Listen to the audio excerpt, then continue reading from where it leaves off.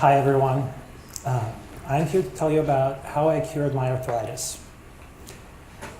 I didn't slow down or stop it, I completely reversed it. Modern medicine would consider this impossible. The best it can do is slow down the disease progression or cover up the symptoms. There is no cure. I cured my arthritis by identifying a science-based, personalized diet that worked for me and that I strictly followed. Arthritis is a devastating disease that affects our quality of life. Unfortunately for me, my symptoms started in my 20s.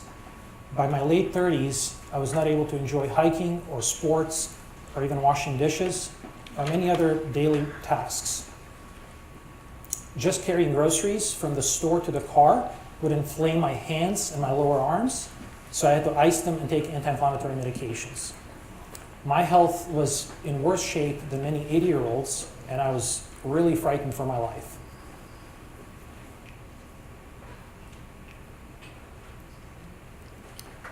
At this time, a dieting revolution was taking place. Thousands of blogs, books, websites were all making health claims about their diet.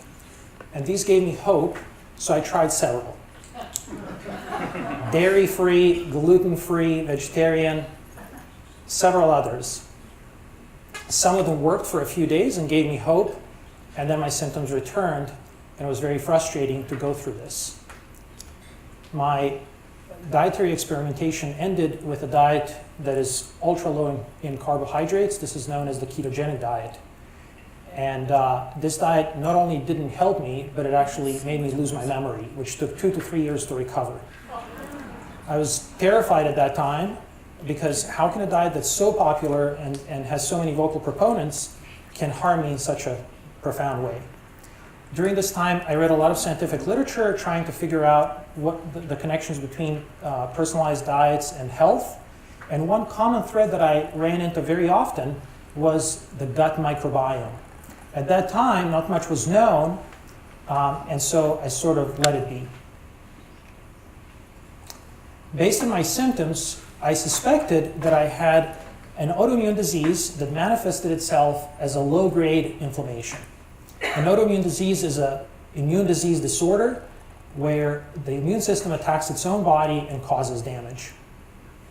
In late 2014, I read a single study that changed my life. It was published by Dr. Ajit Varki from the University of California at San Diego, and the team had identified a carbohydrate called Nu5GC. This carbohydrate is produced by most mammals, but not humans. And they showed in their study that humans who consume mammalian food products could develop low-grade inflammation. Wow, I thought this could be it. The mechanism made sense to me. We consume mammalian products, and we actually can absorb this Nu5GC and incorporate it on the surface of our own cells. Since we don't make that molecule, our immune system can recognize it as foreign and mount an immune response that causes body-wide inflammation. Based on this study, I stopped eating all mammalian food products. That includes dairy and all red meats. I call this the mammal-free diet. It's not very well known yet, but I think it's going to become very popular because it's science-based. And a month later, my symptoms had subsided to the point where I was really excited, and I thought, this must be it, because no other diet had done this for me. Within a year, my arthritis was completely gone, and all my body damage that occurred during the previous 2 decades was repaired, especially my joints. This was obviously life-changing. I was hyper excited about this, and I was able to go hike and go play sports and plan future adventures with my family. Even small things at that time, like being able to wash dishes, were a gift, especially for my wife, of course.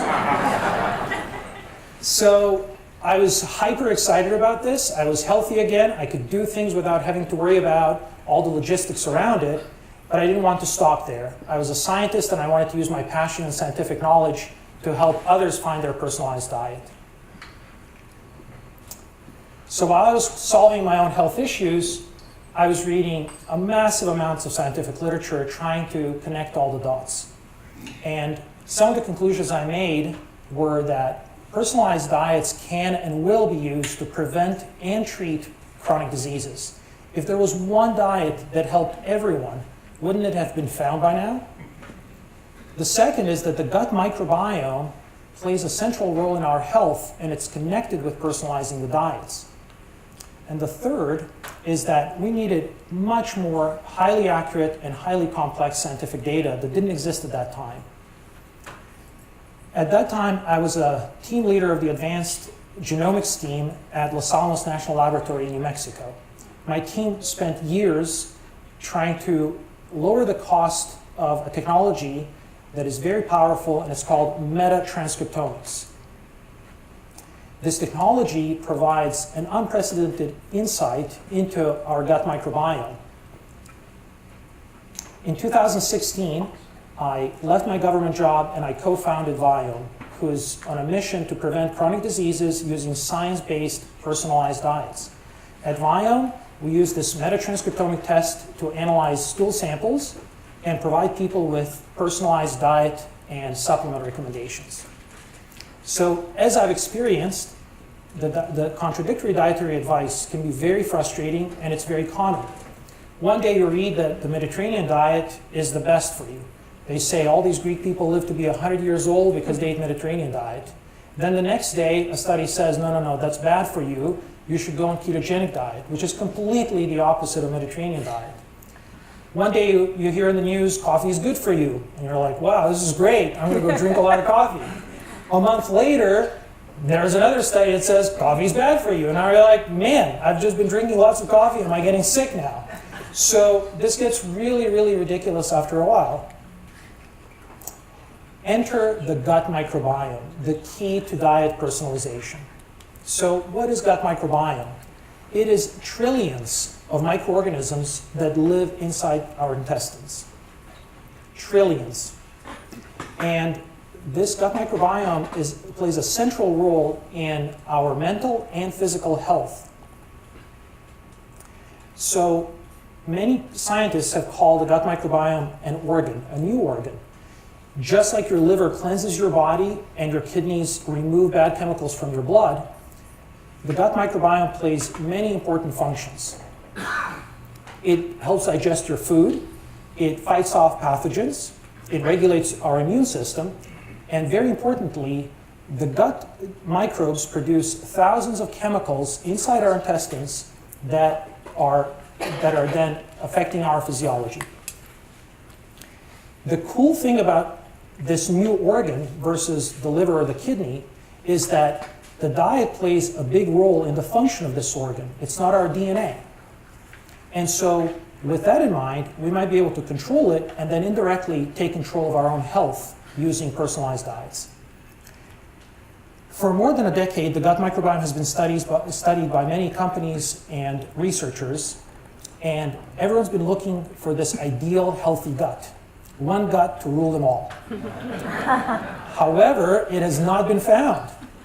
And the reason is because they've been looking through the wrong lens. They're focused on the composition of the gut microbiome. That means which microorganisms are present in your intestines and in what proportions. We have done studies on many hundreds of healthy people, and they can have gut microbiomes that are more than 96% completely different. They have no overlap. And so the composition clearly doesn't play a role in someone's health. So humans, like most animals, have evolved to depend on this gut microbiome to provide us with thousands of chemicals for our own physiology. So for example, the microbes in your gut produce your B vitamins, they produce your vitamin K, they produce a lot of serotonin, they also produce short-chain fatty acids. That's a bit of a technical term, but these are very important molecules. Imagine that gut microbes also help our own mitochondria, the engines of our own cells, acquire iron from the food we eat. We didn't know that until just a few months ago. So they play a very important role in our physiology. They can also produce harmful chemicals. And so it's really this balance of the chemicals that they produce. If it's mostly beneficial and just a few harmful, you're going to be healthy. But if the balance shifts differently, then you may get sick. The nice thing is that we can control the gut microbiome using personalized diets.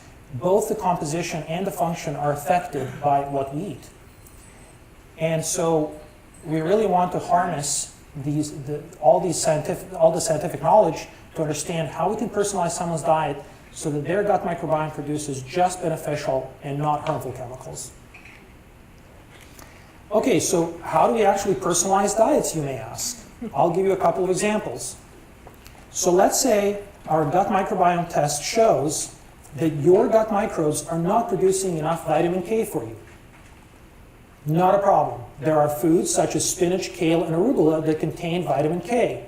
So our baseline recommendation engine would say, okay, this person should be eating moderate amounts of kale, spinach, and arugula. But the story may get more complicated.